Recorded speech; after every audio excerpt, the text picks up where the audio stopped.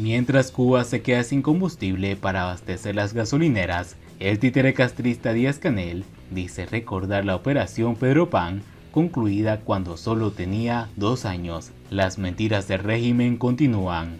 ¿Cómo están, amigos? Bienvenidos a Noticias Importantes. Esperamos sus opiniones en los comentarios. Comenzamos. Debido a dificultades operacionales de logística y una demanda superior a la habitual, se ha producido un déficit en la disponibilidad del combustible en el territorio nacional, informó una nota oficial de CUPET. En un lenguaje algo críptico, CUPET agregó que cuenta con el apoyo de equipos especializados de otros organismos para la transportación del combustible por carretera desde la refinería de Cienfuegos a todo el país. Por último, informó que esta refinería cuenta con la materia prima necesaria para la producción de gasolina y otros productos. La nota oficial no esclarece la cantidad de combustible procesado disponible en las refinerías ni cuáles serán los plazos para el restablecimiento de su oferta en las gasolineras. En los últimos días ya era perceptible la escasez de combustible en La Habana, que obligaba a los choferes a hacer largas colas frente a las gasolineras estatales que comercializan el producto. Hay que estar aquí para cuando entre el combustible, no hay otra. Si te vas después cuando llegue, no hay quien pueda comprar, dijo un chofer a un medio independiente.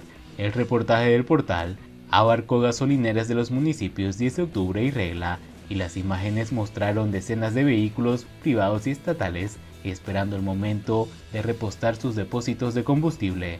La semana pasada, CUPET había informado que la refinería Ñico López se encontraba produciendo combustible, fundamentalmente la gasolina especial. Sin embargo, la empresa estatal no explicó qué provocó la disminución de la cantidad de gasolina que se distribuye, solo que en los últimos días habría una distribución paulatina en los territorios. De esta manera, el último anuncio de CUPET desmiente sus propias informaciones anteriores sobre el restablecimiento de la oferta de gasolina. Desde hace meses los choferes cubanos se lamentan de la mala calidad del combustible que le venden en las gasolineras. Cambios en la coloración del producto hicieron dudar a los ciudadanos de la calidad de lo que les venden, y algunos lo han asociado con el incremento de incendios de vehículos que se registran últimamente. Hasta el momento las autoridades cubanas no han dado ninguna explicación al respecto. Ante la disminución de la cantidad de petróleo venezolano que llega a Cuba y la necesidad del gobierno de adquirir el crudo en otros mercados a un precio más elevado, la capacidad de producción de estos derivados se ha reducido, afectando no solo el transporte, sino otros sectores de la economía como la producción de alimentos.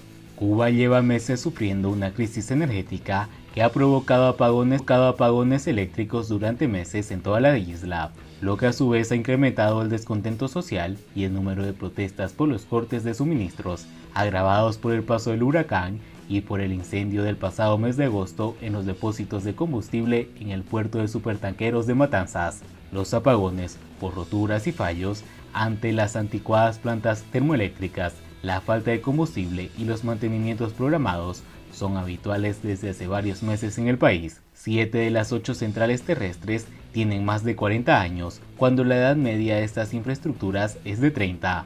El régimen cubano anunció en septiembre que busca reducir los apagones antes de finales de año con reparaciones y nuevas inversiones. Por su parte, la empresa estatal Unión Eléctrica, UNE, estimó que solo el día miércoles los apagones afectaron al 32% del territorio durante el horario mayor de consumo de energía. La interrupción diaria del servicio eléctrico es un reflejo de la crisis energética por la que atraviesa Cuba.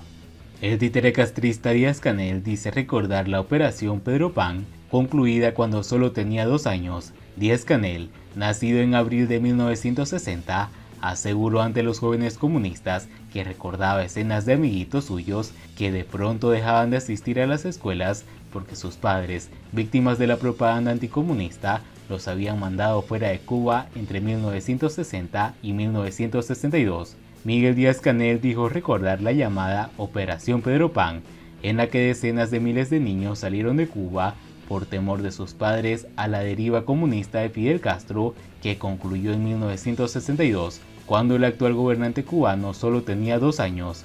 Víctima de una falsa memoria o de la estupidez de quien escribe sus discursos, el líder de la llamada continuidad afirmó tener recuerdos de unas escenas dramáticas de separación de padres e hijos de las que hizo responsable el gobierno de Estados Unidos cuando apenas sabía decir oraciones de 3 a 6 palabras.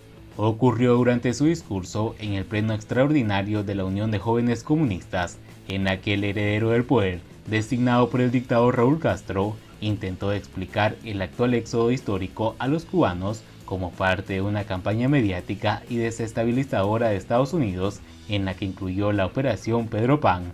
La operación, por la cual más de 14.000 niños fueron llevados de Cuba a Estados Unidos, tuvo lugar entre el 26 de diciembre de 1960 y el 23 de octubre de 1962, y fue diseñada entre el gobierno estadounidense, la Iglesia Católica y los cubanos que se encontraban en el exilio para transportar a los niños de padres preocupados por la deriva comunista del gobierno revolucionario.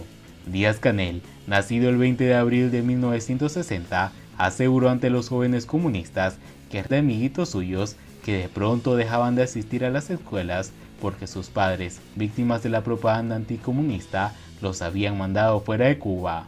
Yo era un niño cuando en mi aula, en varias ocasiones, de un día para otro, dejé de ver a mis amiguitos porque sencillamente sus padres habían sido influidos por esa campaña de patria potestad y los mandaban a Estados Unidos, dijo el también primer secretario del Partido Comunista de Cuba.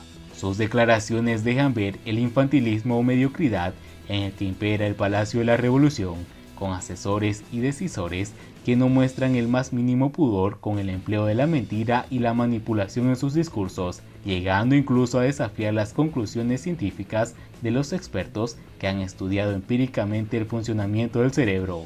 Conocida como amnesia infantil, la ausencia o escasez de recuerdos que guarda una persona adulta de sus primeros años de vida, generalmente hasta los 3 o 4 años, ha sido descrita por los expertos de diferentes universidades. Sin embargo, a juzgar por su increíble capacidad de codificar los recuerdos, parece que el hipocampo del Dr. Díaz-Canel es un injerto franquesiano del Dr. Castro Ruz.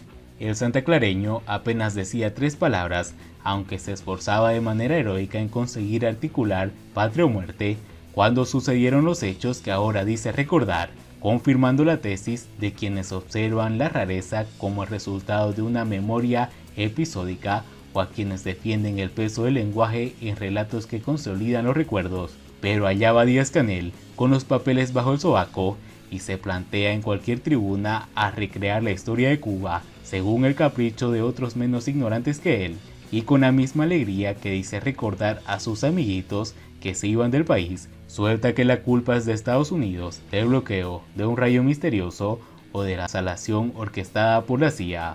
Y con la misma desfachatez afirma que Cuba avanza y les duele, y que los apagones estarían resueltos para 2023, que la resistencia creativa llevará al triunfo de no sé qué se sabe, que la calle es de los revolucionarios o que la orden de combate está dada contra los odiadores.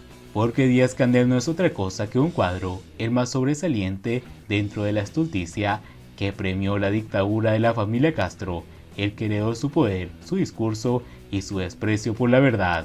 En 1962, el gobierno de Estados Unidos suprimió abruptamente los vuelos normales y las salidas legales del país. Cientos de miles de personas perdieron el vínculo con familiares residentes en Estados Unidos, entre ellos padres que habían enviado a sus hijos por la perversa campaña de patria potestad, y muchos de ellos nunca llegaron a encontrarse, dijo el títere castrista. Con 2 años estaba ahí, atento a la jugada, viendo la maldad del imperio, dándose cuenta por la expresión en el rostro de sus amiguitos de que sus padres estaban siendo manipulados por la propaganda enemiga y de que la revolución algún día viviría esa migración. Con apenas 2 años, vítores y aplausos. Y bien amigos, así vamos terminando las noticias importantes del día de hoy. Por favor, nos ayudarían mucho compartiendo las noticias y así poder informar a muchas más personas de la verdadera realidad en Cuba. Patria y vida mis hermanos, nos vemos en el siguiente.